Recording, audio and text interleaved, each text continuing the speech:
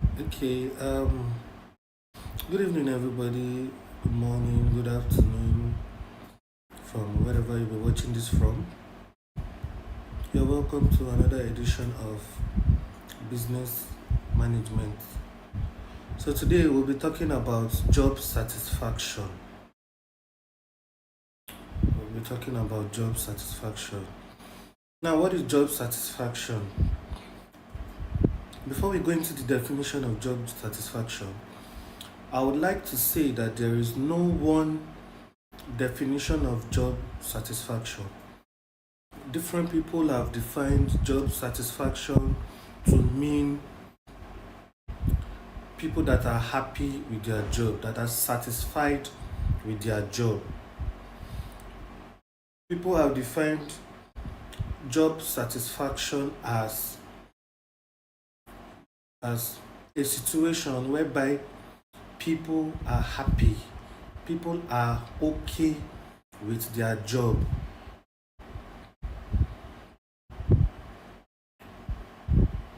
Now, from what I created, job satisfaction refers to the degree of pleasure or happiness that an individual feels in their job. Job satisfaction refers to the degree of pleasure, to the degree of happiness one feel in their job. Now, when we say to the degree, we can have the highest level of job satisfaction and the lowest level of job satisfaction. Let's not get it twisted. People can be dissatisfied with their job. People can say that, oh, this job, they are just doing us anyhow. I have been in contact with people that have high level of dissatisfaction with their job. For those employers, for those people that bring people in their work, there are different degrees of satisfaction. There are different degrees of dissatisfaction. So you need to know where your laborers, where your workers, where people that work for you stay. Those that have high level of satisfaction are always loyal to their bosses, are always loyal to people. So, job satisfaction is very essential in any company, in any organization, whether it is profit or non-profit organization. Edwin Locke in 1976 described job satisfaction as the state of feeling resulting from appraising one's job's experiences. That was described by Edwin Locke in 1976. I take that again. Edwin Locke or Locke defined job satisfaction as a state of feeling resulting from appraising one job and his experience in that job. This can be influenced by a variety of factors, which include the nature of work itself, the work environment, the company's culture, the employee's relationship with their co-workers.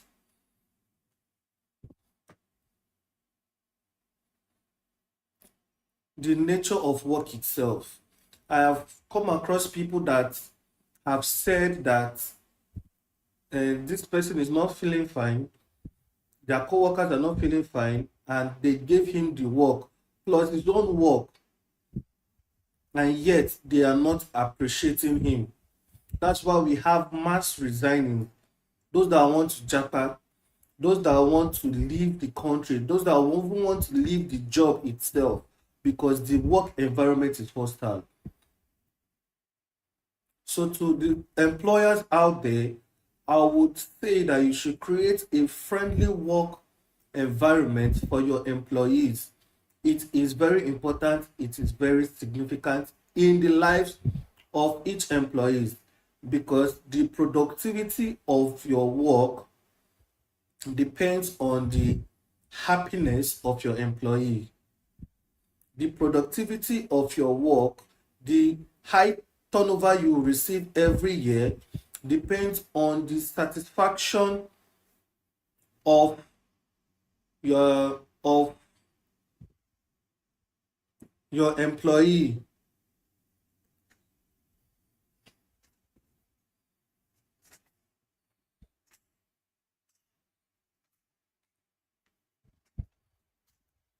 A person who is satisfied with their job is more likely to be productive. Some employers of labor re- are not taking this serious. They feel that, oh, okay, since I have the money, I can treat anybody anyhow, which is not so. Because the more you treat people anyhow, the more they leave, the more people blacklist your company or your organization. Now, there are 5 factors by which you can make your employees happy, satisfied with their job. And these 5 factors are not just limited to the 5 factors, there are other factors. But for the sake of this teaching, for this class now, I will bring only 5. Then, when we enter our mentorship session, we are going to delve in more to open the eyes of employers of labor to see why they should make their employees happy. One, engagement. Now, what I mean by engagement is not engaging them with work. A boss can come down to where his employees are sitting and engage them in discussion, engage them in meaningful conversations. For example, I have an employee and I come down from my office or from my shop and I start asking them, oh, what is happening? How are you? Are you fine? Hope you are okay. Some conversations that can even lead the employees to tell you exactly how it is wrong with them. That is, you engage your customers, you engage your employees, you engage people in meaningful conversations that will show that you care, you have empathy and sympathy towards them. Some people would even do more than you ask them to do if they are being satisfied with their work. When they see that their boss cares about them, they now give in their best. Some organizations do employee of the month, give them 100K or more, they give them monetary value for their work. Some fly them out, some give them gifts. In the offices, some of them exchange gifts between themselves. So when you engage them in meaningful conversation, they will feel like, oh, this my boss cares about me. When it comes to work, they work better. They even stay additional hours. Number 2, respect in terms of praise and appreciation. Respect them, praise their work. Now, my dad always tell me something. He always say that before you bring out your complaint, appreciate the work of this person first. I'll give you an example. I sent my employee a work to do, and I give that employee, okay, do it between 3 hours to 4 hours. In the next 4 hours, I want to sit on my desk. Now, the employee is done with it and he brought it to your desk. First things first, You need to say, oh, thank you. Let me see what you've done. Then before you criticize the work, before you offer constructive criticism, not just criticizing anyhow, you will tell the person, okay, I've gone through this your work. What you did is fine, what you did is good, but this place and this place, this is how it should be done. And an employer should learn to listen to their junior colleagues, to listen to their employees. Without that, you are a boss. Without listening to them, all what you want to do, oh, because I'm the one paying your salary, I don't need you to dictate how this company will run or so. My mommy always told me that in every nonsense there is sense. Even if you are not going to take that person's advice, first of all, listen to that person. When you listen to that person, it even brings in fresh ideas. And when you're having a board meeting, when you're like you have board meetings, 5 to 15 people, and an employee, supposedly a junior colleague or a junior employee, raises his hand to speak, when you are asked, okay, any question and answer, or any question, suggestion, complaint, and all, and then a junior colleague, supposedly junior colleague, raises his hand to speak, don't shun that colleague. Allow him speak. Give him that sense that he's part of your organization. Give him that sense that, oh, what the result you are bringing in is appreciated. Let's listen to him, because by then he might bring up a suggestion that by the end of the year, when you are doing your financial audit, you will see that you've made more money than how you've made in previous years. Now listen, an employee, the life of an organization or a company is in the hands of an employee. They can either make or mar you. You can either get your profit or your loss. Now, why I said it is because an employee can go outside and damage the name of the employer.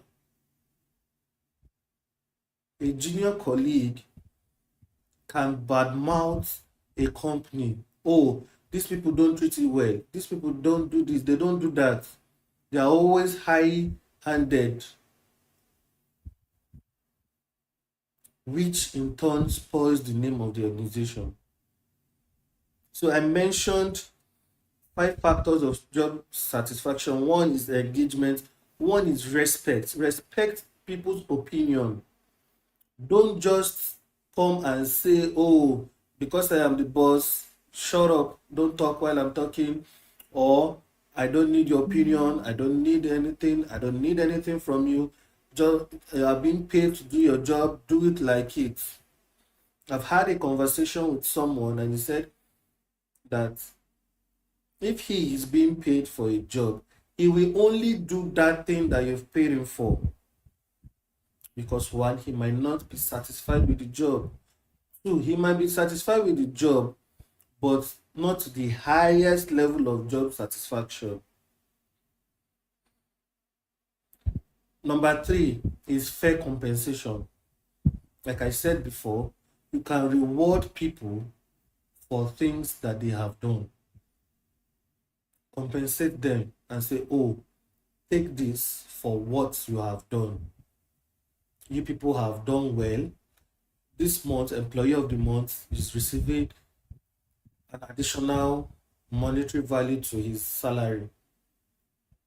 Trust me, if you do this, more people would want to work in your organization. And on the part of the employee, if there is no memo circulating that there will be an increment in your salary, and you receive a salary increment, please report it to your boss. Oh, my oga, I saw an increment in my salary, I don't know if it was a mistake. Let the boss himself tell you that, oh, yes, we we increased your salary, or we paid more money to your salary.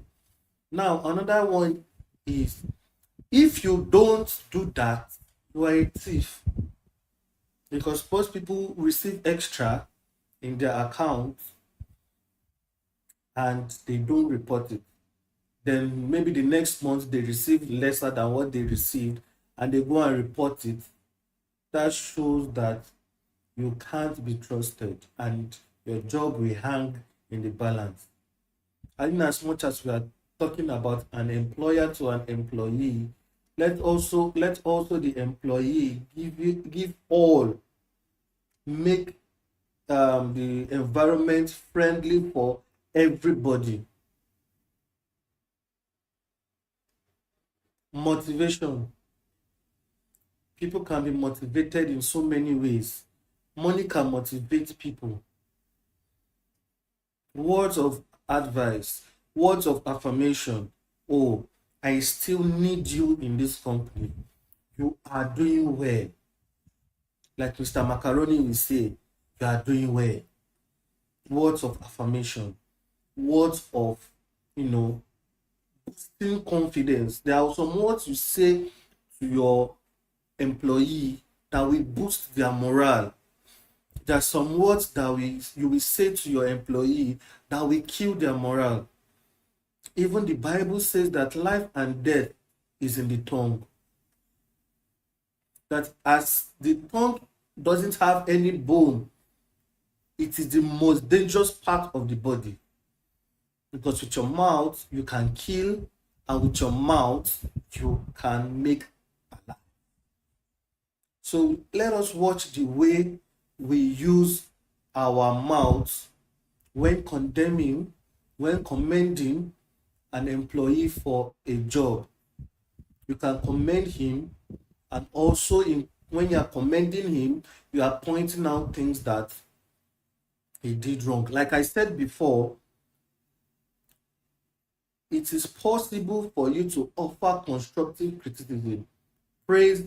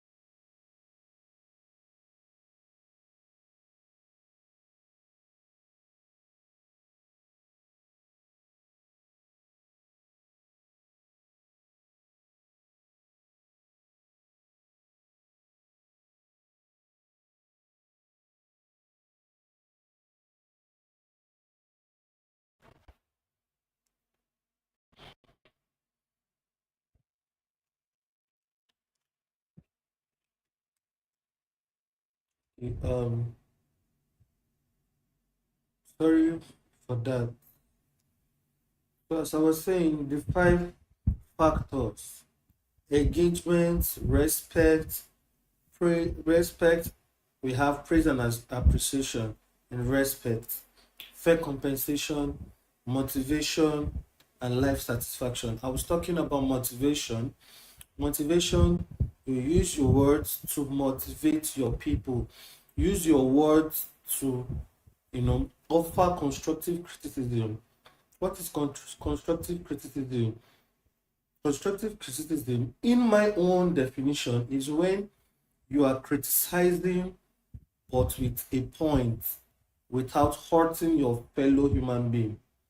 Like I said, life and death is in the tongue. Your tongue can your tongue can kill, your tongue can even murder on a large scale. So for those that are employers of labor, from the oga to the subordinate, you can always encourage your workers. Now, I would also say that name tag is also another way to give your employee job satisfaction. For example, your gate man, you call him GM. Yeah, how far GM, how you dey? Have that close relationship with even your cleaners. Don't look down on anybody. Don't look down on anybody. Always have a personal relationship with everybody, both the employer and the employee and the co-workers, junior colleagues, everybody. Always have that personal relationship. Now, a research by the Society for Human Resource Management in 2021 and 2022 found out the following factors are very important to more than half of the employees that they surveyed about job satisfaction. Some of them said their compensation pay or pay when they work over shift, I mean over when they work more than the time you've given them, you compensate them. You don't just leave them. Respectful treatment of all employees on all levels. Like I said before, you have that relationship with them, you respect them, because without the cleaner, when you come, your office will be dirty. Without the gate man, when their boss come, you will be outside or you will use your hand to open the gate. So nobody is to be looked down on, because each of your staff have their unique role to play. Don't look down on anybody. Trust between employees and senior management. Trust between employees and senior management. That trust, that, oh, I trust you to deliver this work. I can, as an employer, I can send you to Canada, I can send you to Australia, I can send you to Maldives, I can send you to anywhere to represent the country, and I trust that you will deliver. Now, trust is not just like nobody can just give you trust. You have to earn it. How do you earn it? The Bible says, "Seest thou a man diligent in his business, he shall stand before kings and not before mean men." When you are diligent with whatever you are doing, with whatever task that was assigned to you, you will stand before kings, before rulers. And I'm not even talking only about the employers. I'm also talking about the employees now. When you are diligent in your work, even kings will look for your services. Job security. That job security is another dimension on its own. It's another dimension on its own, because if my job is not secured, if you are not giving me that sense that my job is secured, then why am I working in your organization? Those managers that can hire and fire at any given time. Let's watch it. People would not come to your organization. I will use Chelsea Football Club as an example. During the Roman Abramovich era, they hired and fired so many managers. Within his era, he had, if nothing less than 15 managers. Space from 2000 to I think 2021, if I'm not mistaken. Different managers, hire and fire approach. Once you are not giving me the results, you are fired. Which shouldn't be so, because some managers didn't even want to come. Those that will come will tell you that they already know the policy of Chelsea, so they are under pressure to deliver their work. Now, when you put your employee under pressure, you either get a result or you get a disaster.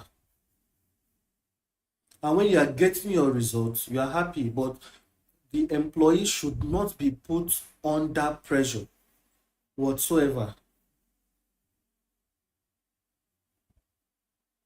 Allow them a free working environment, because if you restrict them so much, your work might be restricted. Not even might, your work will be restricted, and it will be producing the same result every day, every year. Another one is career advancement opportunities. An organization should be able to provide their employees with opportunities that can make them better in their respective roles. That is career advancement opportunities.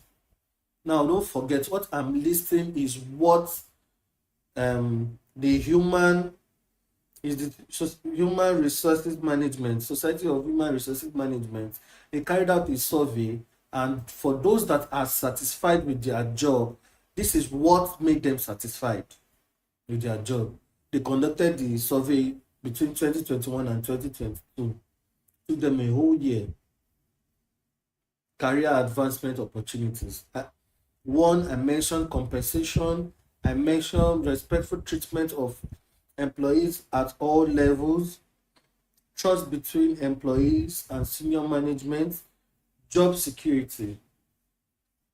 When next we meet, we'll talk better, we'll talk more on job security. I'll give you this example of job security. Like, your employee is pregnant, a woman, a lady is pregnant. What an employer should do is, if she have that high performance index, you can always tell her that her job is secured. Her job is secured. Don't worry, go. We are going to bring somebody on a temporal basis. When you are fully fit, you can come back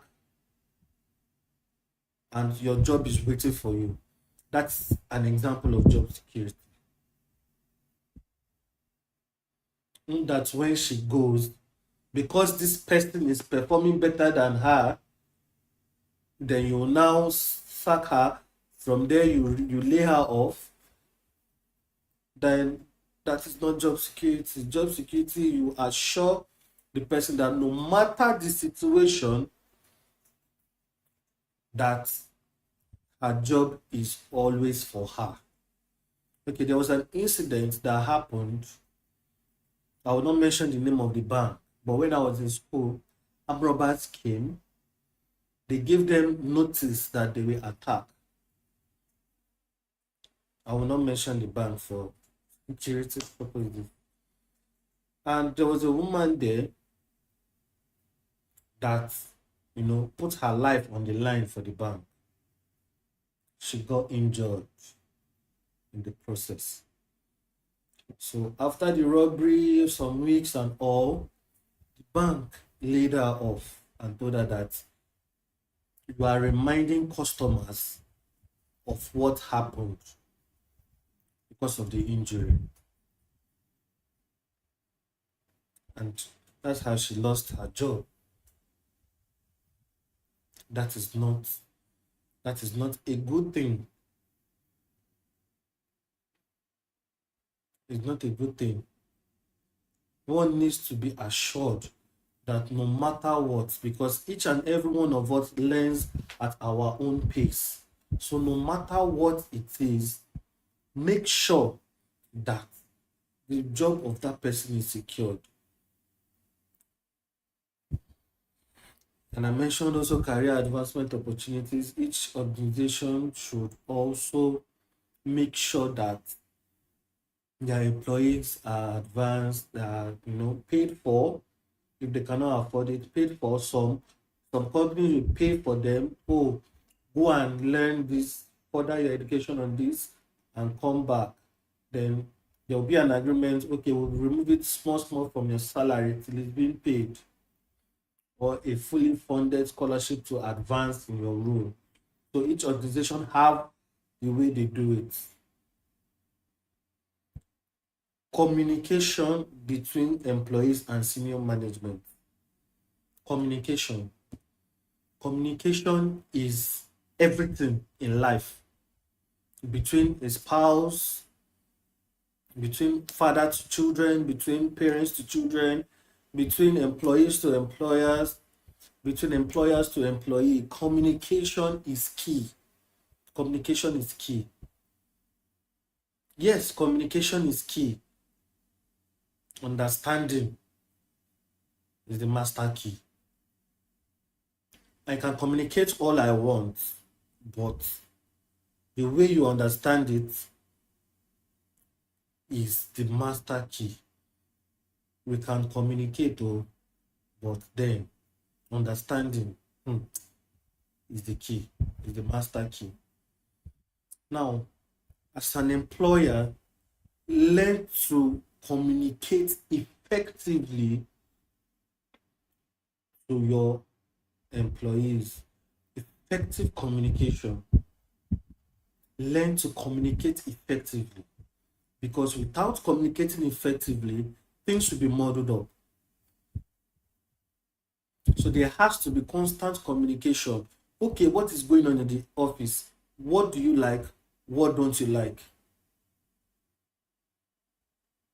That is communication. You can take a survey. So for every organization to grow, there needs to be effective communication, not just anyhow communication. Let the company lay down whatever it is that they want their staff to do. Assign tasks. Listen when it is necessary. Management recognition of employees' job performance. I said it before that their job performance should be recognized. There are some people that will work effectively when you recognize the little things that they do. They will always say that it is the little things that count.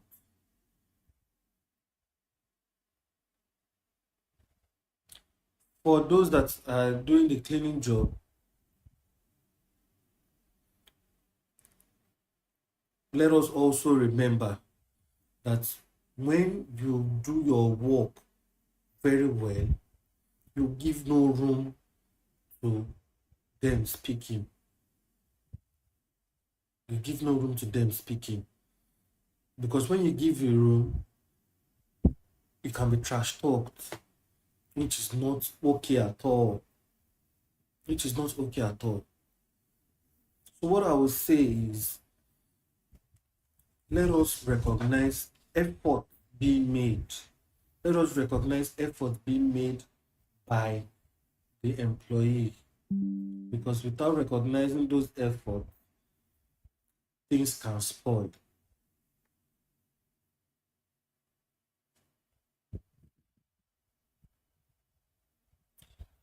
So let us remember that job satisfaction refers to the degree of pleasure or happiness that an individual feels. So when we come back for the mentorship section, for those that will still need more insight, more knowledge on this job satisfaction, we would always carry you and teach more on that. Let us remember that this job satisfaction and job security is a key component of every organization, because without it, an employee can spoil things with their mouth or with their hands, can damage an organization.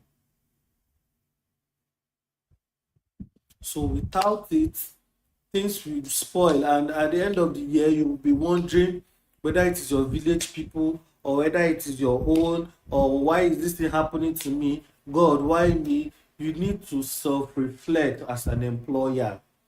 Reflect on those things that is making the things not to work. Let us reflect on things that are spoiling.